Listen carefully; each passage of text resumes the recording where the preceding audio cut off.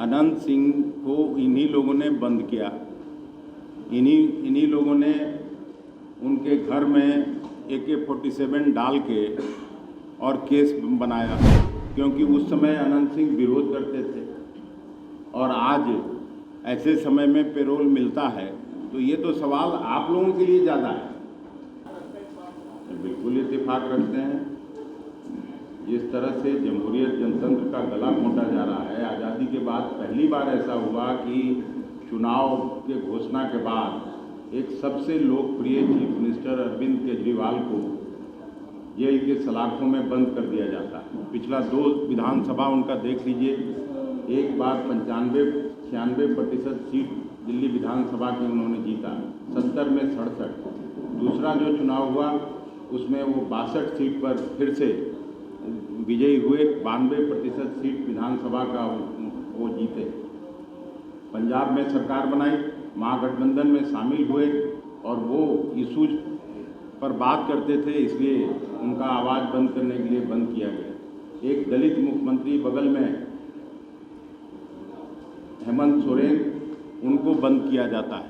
तो ये सब क्या है? ये जमहूरियत और जनतंत्र में ऐसा कभी होता नहीं था। ये पहली बार इस तरह की घटना हो रही है जब अपोजिशन पार्टीज़ के लीडर इशूज़ की बात करते हैं, इशू उठाते हैं, सवाल पूछते हैं प्रधानमंत्री से, तो उनका आवाज़ बंद करने के लिए ऐसा काम किया जा रहा है।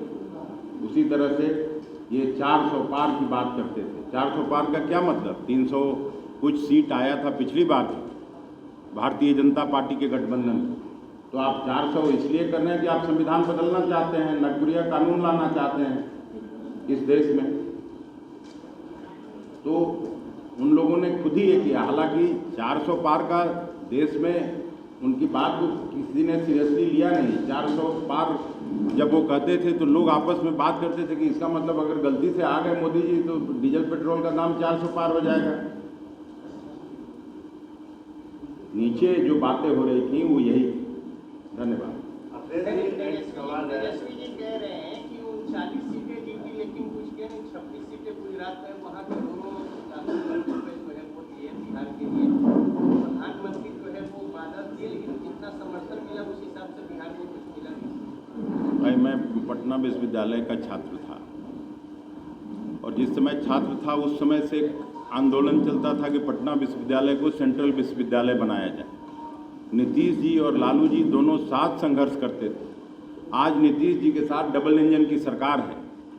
पटना विश्वविद्यालय आज भी सेंट्रल विश्वविद्यालय नहीं बन पाया। दूसरा बात छोड़ दीजिए, बिहार का जब बंटवारा हुआ उस समय मैं बिहार की विधानसभा में काम करता था और उस समय के तत्कालीन गृह मंत्री आडवाणी जी ने उनका भाषण निकाल के आप देख लीजिए। जब बंटवारा कर रहे थे बिहार और झारखंड का, तो उन्होंने लोकसभा के पटल पर कहा था कि 1,79,000 करोड़ का पैकेज देंगे, बिहार को हम हरियाणा और पंजाब बनाएंगे। पैकेज मिला क्या? उसके बाद यहीं भोजपुर में या कहीं याद नहीं है, Modi ji as a prime minister आए थे और उन्होंने 1,25,000 करोड़ का पैकेज का घोषणा किया था। स्पेशल स्टेटस के दर्जे की बात लगातार मुख्यमंत्री नीतीश कुमार उठाते रहे, वो मिला क्या? 2 करोड़ लोगों के रोजगार देने की बात होती थी, 20 करोड़ नौजवानों को रोजगार मिल जाता अगर वो बात में कोई दम रहता। तो ये चुनावी जुमला कह के बात खत्म करते हैं। बीमारी का नाम लेकर के आनंद सिंह का पेरोल किया गया है और वो मुंगेर के लोकसभा क्षेत्र में चुनाव प्रचार में घूम रहे हैं। क्या करेंगे? अब इस पर तो आप ही लोगों को कुछ कहना चाहिए। ये सवाल मुझसे क्यों पूछते हैं?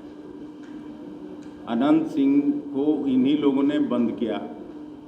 इन्हीं लोगों ने उनके घर में AK-47 डाल के और केस बनाया, क्योंकि उस समय अनंत सिंह विरोध करते थे और आज ऐसे समय में पेरोल मिलता है, तो ये तो सवाल आप लोगों के लिए ज़्यादा है। मैं इस पर क्या बोलूँ?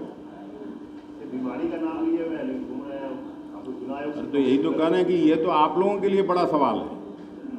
आप लोग लिखिए, पढ़िए, बोलिए। धन्यवाद। जो विपक्ष के तौर पर मुझको जो कहना था मैं कह दिया। अगर आप नहीं सुनते हैं तो अपना हम क्या कर सकते हैं? नहीं, मैं तो बोल दिया कि जिन लोगों ने सरकार में रहते हुए अनंत सिंह को एक साजिश करके केस में फंसाने का काम किया, आज अपने उपयोग के लिए उनको पेरोल पर रिहा करके और वोट मंगवाने का काम कर रहा है। ये कहाँ तक न्याय संगत है? और चुनाव आयोग भी सब कुछ देखे। विपक्ष का काम नहीं है शिकायत करना, चुनाव आयोग को लिखिए शिकायत कर सकते। अरे आप लोग लिखिए, पढ़िए ना, खाली बोलने से क्या होगा? पनोरमा ग्रुप, जो सोचता है वो करता है। आपके अपने सपनों का आशियाना।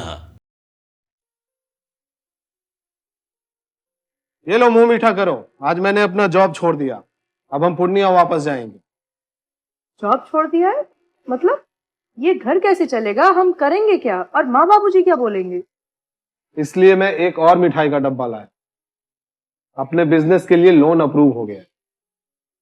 अरे लोन अप्रूव हो गया वो तो ठीक है, लेकिन पूर्णिया में हम रहेंगे कहाँ? अपना घर भी तो नहीं है वहाँ। इसलिए तो एक और मिठाई का डब्बा अलग से लाया हूँ। हमने पूर्णिया में घर ले लिया है, पूर्णिया के ई होम्स पैनोरमा में। पूर्णिया में पैनोरमा ग्रुप लेकर आए हैं ई होम्स पैनोरमा।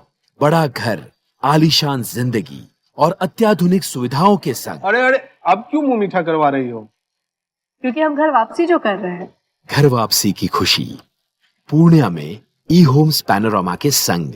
ई Homes Panorama, luxurious lifestyle redefined.